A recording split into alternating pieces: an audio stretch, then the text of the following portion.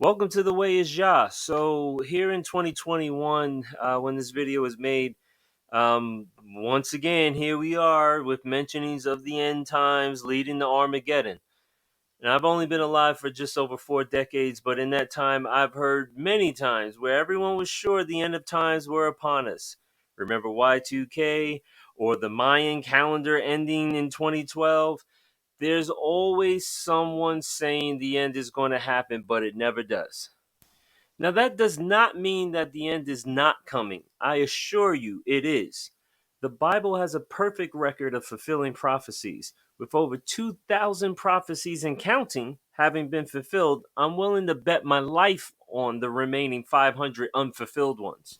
I will admit, things are looking very crazy right now. And whereas I do believe we are nearing the end, I am also familiar with the prophecies regarding what to expect. So, what should you be looking for to confirm the end of the world is upon us?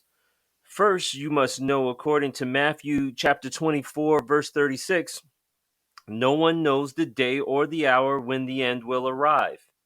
No one knows, not the messengers or the angels in heaven or the fallen ones wreaking havoc on earth, not me or anyone claiming to know, only the Father. Elohim, or Almighty God in Hebrew, did lovingly leave many prophecies for us to study if we were curious, but also if we wanted to survive. There are many scriptures for us to consider.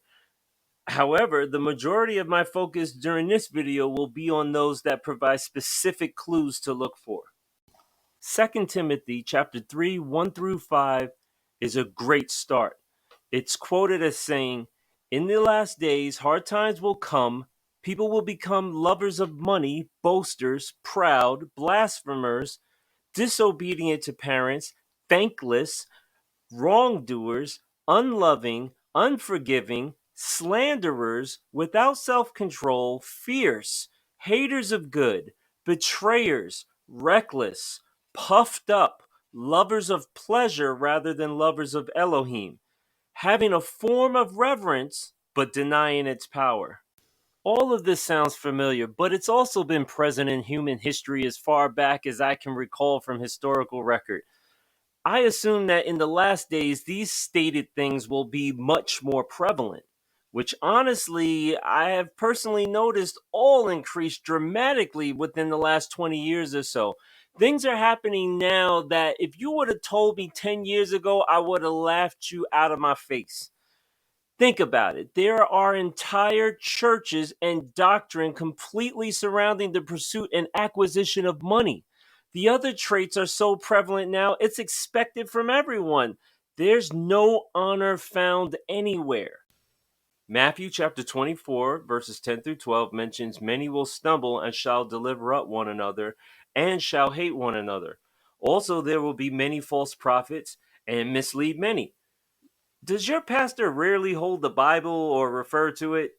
Did your pastor buy his wife a luxury sports car worth $250,000? Does he preach with $6,000 or $8,000 sneakers on?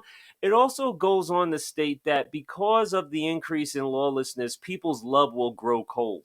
Matthew chapter 24, verses 4 through 5 is summarized as Yeshua, also known as Jesus, mentioning that we should be careful that no one misleads us because many will come in his name saying they are the Messiah and will mislead many. Matthew chapter 24, verses 6 through 9, Yeshua once more is describing the times of the end as fighting or wars taking place and to not be troubled as they must happen. He also states that nation will rise against nation and there will be scarcities of food and deadly diseases and earthquakes in places. He goes on to state that those nations will deliver up his followers to affliction and kill us, and we will be hated by all nations for the name of Yeshua. 2 Peter chapter 3 verses 3 through 4 and Jude chapter 1 verses 18 through 19 are summarized as stating that people will continue in their wicked ways, mocking believers, saying, "Where's Jesus?" Nothing has changed since the beginning of time. That sounds very familiar. Luke chapter 21, verse 11 starts to get into more specific prophecy, stating there will be great earthquakes in various places and once again scarcities of food. But then it goes on to state deadly diseases, and there shall be terrors and great signs from the heavens, and there will be great tempests or windstorms. Great earthquakes in various places really haven't occurred, in my opinion, but data compiled by the U.S. government's National Oceanic and Atmospheric Administration, otherwise known as NOAA, shows that the number of earthquakes per year has seen significant variation, and the overall trend shows an increasing frequency.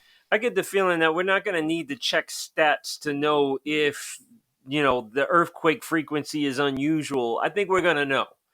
There are always some sort of famines on Earth and usually man made. So, once again, I assume that this is a reference that will be based on something far more profound and global.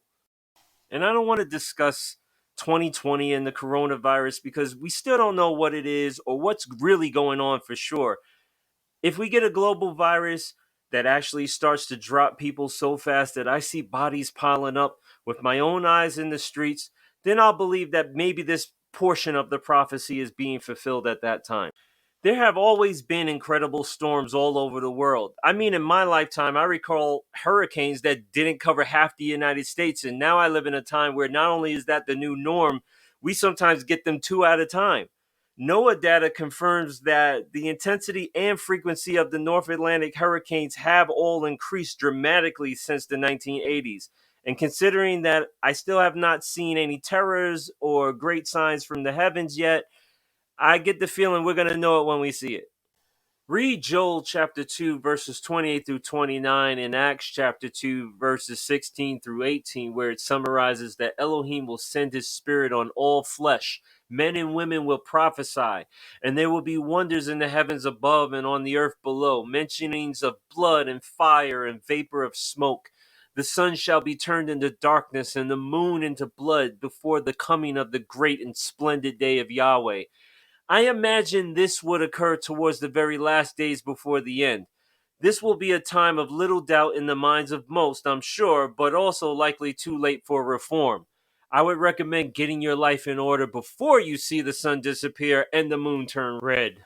And so in 1 John 2:18 and 19, where it clearly mentions that in this last hour, as you may have heard, the anti-Messiah is coming, otherwise known as the Antichrist. Christ is just a Greek translation of Messiah, which is Hebrew. It goes on to say further that even now, many anti-Messiahs have come, and this is how we know that it is the last hour. I interpret this as just a further reference to false prophets misleading many. There is a mention of the Antichrist in the book of Revelation, but that is an entirely different ballgame. So there are many more prophecies in the Bible that clearly state what to look for.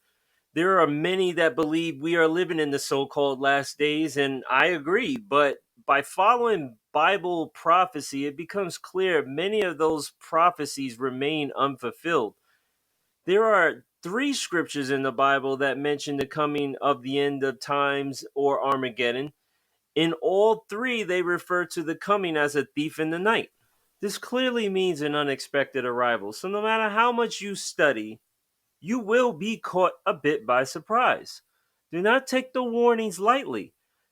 As all the prophecy foretold prior have come true, so will these that remain unfulfilled, and it will all come by surprise. So thanks again for watching, everyone. Don't forget, check out thewayisyah.com for all the latest uploads and content across all social media, and be blessed.